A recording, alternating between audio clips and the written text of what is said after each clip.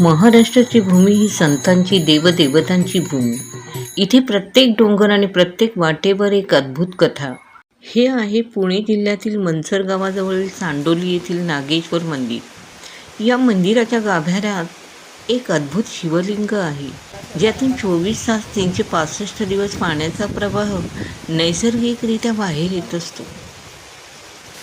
या पवित्र पिंडीतून बाहेर येणाऱ्या पाण्याचा उगम अजूनही गूढ आहे. हे पाणी कुठून येते हे कोणालाही माहीत नाही.